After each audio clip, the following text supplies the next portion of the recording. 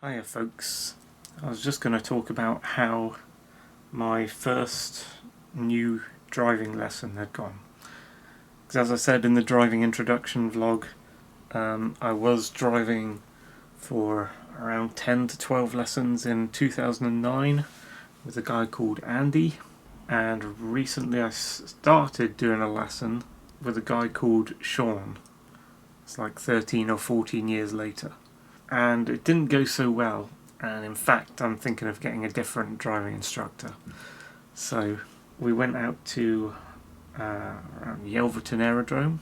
That's a good place where most of the instructors take you to Yelverton Aerodrome because it's all just kind of flat and there's tons of little quiet roads with great visibility over the flat of where the old RAF Harrowbeer used to be, and there's lots of kind of, you're just off the edge of Yelverton and there's lots of kind of little circuits you can take with junctions and things. So I stupidly told Sean that I had done lessons before in 2009, like I'm telling you, over 10, and I said, but treat me like a beginner, because all of that is kind of filtered through my head. It's all kind of pretty much gone.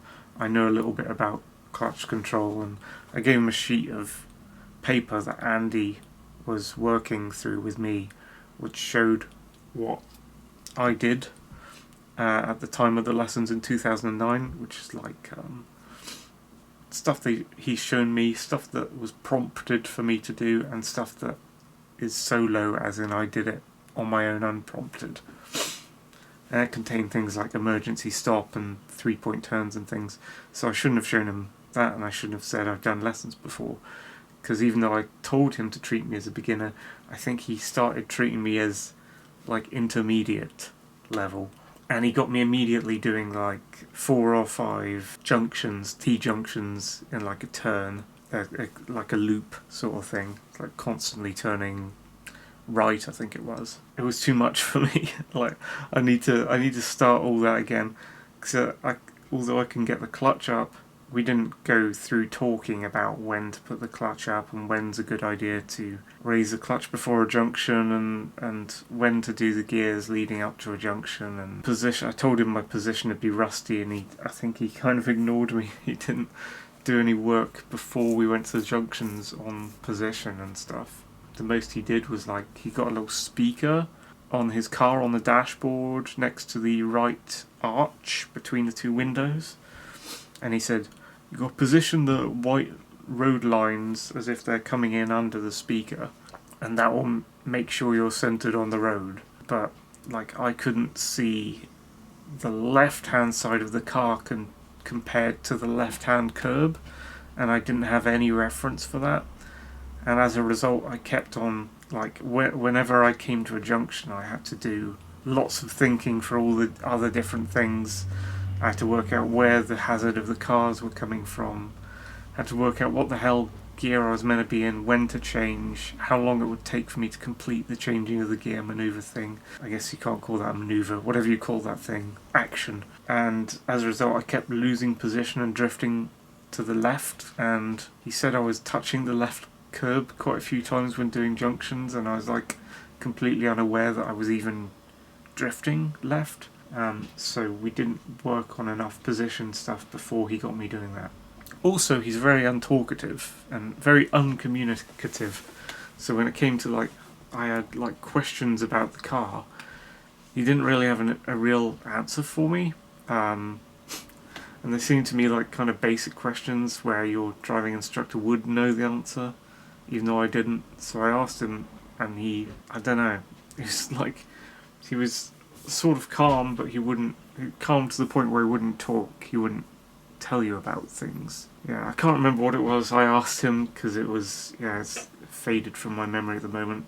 I think I was asking him at different, like, moments when you would, like, when you would put the clutch down and why, and he wasn't really giving me any straight answers, which is not good for a driving instructor. Also, he was getting quite impatient with me after we'd been doing the junction ring a few times, because he was teaching me from an intermediate level. He wasn't teaching me as if I was a beginner like I told him to. So he was getting pissed off that I was unable to do basic things because he thought I was meant to be like higher skill level. But you know, it's been like 14 years ago. I don't remember most of my lessons. Like a tiny bit of it came back to me, like what the clutch is meant to be doing under the car and stuff like that. And I'm trying to watch some like online driving lessons videos. As I might mention, if you watch the first video, be watching Richard Fanders, watching this like Indian woman in London called Aman or something. I can't remember her channel. Oh, Clearwater or Clearview Driving or something. And then watching a guy from LDC driving, teaching a girl. He's got less cameras in his car, but he's got a front and back. He's got one facing him and her, and he's got one facing forward between them. Whereas Richard Fanders has got like 4 to 5 cameras, which is even more helpful. But he could do with like 2 extra cameras even. I don't know where you put them on the screen. There'd probably be a way of doing it. Yeah, so I've been watching a little bit of stuff, online driving videos, but for the most part, it doesn't reflect the reality of being in the car yourself. And that's one thing I noticed. Like, I was watching all these driving learner videos, I was going, right, I kind of have an idea of some of the things I'm meant to do.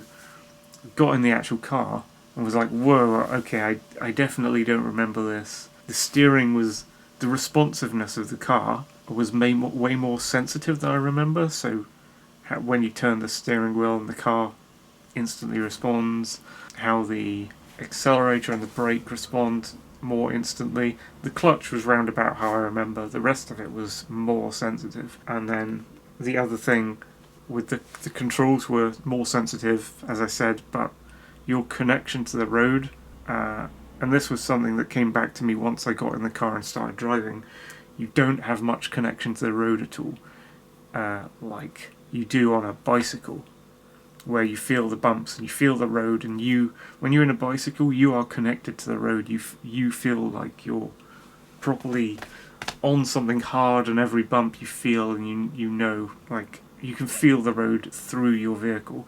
Whereas when you're in a car, I don't know if this is a feature of being on a diesel, because it was another diesel car, or it might just be both. You feel like you're floating on a cloud. You know, you feel like you have no connection to the road. You feel like the road is like separated from you by like suspension and blankets and duvets and stuff somewhere underneath you, and you don't really feel much of the road at all. And that threw me off the first time I started driving, and I remembered it when I started feeling it again this time. Like how I think maybe if you get a certain type of car, like an older car, an old banger, like an ancient 90s, I don't know, Ford Fiesta or something, then you'd feel the road more through that, and that'd be more like when I was on a bicycle, you know, the feeling of the road. But with all the other cars, just like any car from, I don't know, late 90s, early 2000s onward, they're all really floaty, and they just, I just don't get the feeling that when I do something, I'm feeling the road through what I'm doing, sort of thing, if you know what I mean.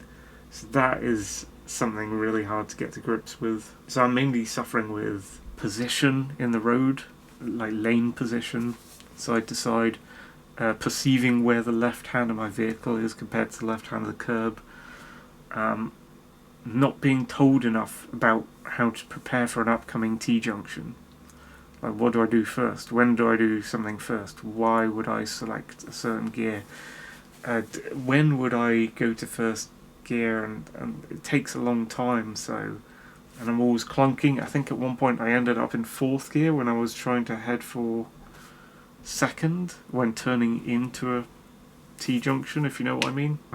Like from the straight into the lower bit of a T, if you imagine a T. So yeah, I slipped into 4th gear, and I told the guy afterwards, he got me out of 4th gear and into 1st, and he was taking away the pedals from me, because they got dual control pedals in the car. He was taking away that, and he was not telling me when he was doing it, and I didn't know how long I was meant to let him take control when I did film him doing it, and when I was meant to resume, sort of thing. So he wasn't like telling me about that either, and he was wresting control away from me when something went wrong. And I don't know. I know you're not meant to make me make mistakes to see where I'm going wrong in an environment where it's dangerous, but in other environments it'd be nicer for the instructor, if it's okay to do so, to let me make mistakes to see what it feels like to have made that mistake and then tell me I've done it, rather than wresting control away from me. Obviously you can't do that unless there's no cars around, to be honest. Do it in that environment for me. Yeah, I just didn't have enough practice getting the gears. At the start I was like looking at the gear stick quite a lot, and he was trying to teach me not to look at the gears, but I couldn't do it for a while. I kept not remembering what gear I was in, whether it's first or second or third, because that's the ones we were playing with. I don't think I ever went to fourth, as far as I know, except when I slipped into it. So it's like I put it into like third, and then moments later I forgot that I was in third, and I was like, I don't want to look down because he keeps telling me not to look down at third, so how do I find out that I'm in third? And he doesn't like it when I go clutch and then into neutral and then back into a gear. He didn't like that, whereas I think other instructors would be fine with it. And he said I was being too rough with the gear at times when they were taking it just too like clicks or something. But at the same time, I wasn't able to get into... I think I went to fourth because I was trying to go from third to second, and I went down, then down. And I didn't get that sideways motion you're meant to do. And when I did get that sideways motion, all the times before that, he was saying I was being too rough with the gear stick. So that's probably why I just went into fourth that time, because I was being gentle with it and not getting that sideways motion. And I always like the thing where you can go into neutral just to check what gear you were in and then go back into that gear. And Andy back in 2009 let me do that, but this guy didn't. So it was like, it's very clunky. We didn't have enough changing gear practice before I did the junctions, basically, because he wasn't, treating me as a beginner. So yeah, I didn't really... I mean, he's not a bad guy, I'm sure, but I didn't really like him as a driving instructor. So before him I asked like 12 instructors and they were all busy. There's only a certain amount more in my area who I can ask. There's a guy called Gary who's in Tavistock who hasn't got back to me yet. And there's a couple who have waiting lists until October, so I might ring them. Other than that, I have contacted a guy called Tony. I won't say his last name, but it's kind of funny. It's a funny name when it's put together anyway. It sounds very posh, but he sounded quite nice on the phone. So he says he said at first he wasn't going to be available till October, but then he went back on that as he talked to me, because I said I was available all week basically, and he went, oh well, most of the people I teach aren't available all week, they're available conditionally at certain days of the week, but since you're available all week, because one of my students has got their test coming up, maybe I'll be able to squeeze you in sooner than that. I had one phone call with him. I think he's going to ring back either today or on Thursday about doing some lessons. Again, they'd probably be Yelverton Aerodrome, because I think he's from Yelverton, like Andy was. The thing with Sean is, at the end of the lessons with Sean, he quickly got out his notepad and went, like, while we were out, not once I got home, while we were out on the aerodrome, he was like, I'll book you in for next week, right? When you're free, I'll put you in for next week. And I didn't have time to react, and I just kind of went with it and went, I guess I'm free on Thursday morning. And he went, I'll put you in for Thursday morning, 9:50 a.m, yeah. It was just like, I didn't have enough time to think about it and then decide if I was going to turn him down, sort of thing. And it's Monday now, and I haven't yet turned him down, so as far as I know, there's still a lesson with Sean on Thursday morning, unless I cancel it soon, but I can't really cancel it soon unless this Tony guy gets back to me. So I might be going on one more lesson with Sean at the aerodrome, which I'm sort of dreading. because of how the last one went. So I'm just iffy about cancelling it. I don't want to cancel it until I've got confirmation from the Tony guy that he's got spaces for me. It's like that metaphor of like the monkey swinging from trees. You don't want to let go of one branch in mid-swing until you've got hold of the next, sort of thing. And then you can let go of the previous driving instructor if you've got a new driving instructor, sort of thing. And that rule can apply to job hunting as well and things like that sometimes. Anyway, that's my first driving lesson debrief vlog. Yeah, I'll see if I can keep you posted on what happens with whatever my next lesson's going to be, whether it's with Sean or whether it's with Tony. It might go badly if it's with Sean, but I don't know. Maybe he'll ease off, and he was also not very encouraging in telling me things I'd done right. He started to tell me about things I'd done right. He was like, well, you're alright in some places, but then he never went into it. And so I never had any encouragement during the whole lesson that I was doing anything right. It was like all negative. Like it was all like, everything you're doing is wrong, sort of thing. Which might have been true, but he started going into, oh, you do a few things right, but he never explained. So he didn't think that everything I did was wrong. He just wouldn't communicate with me, and it's bloody annoying. Anyway, there we go. Catch you later, folks. Thank you for watching.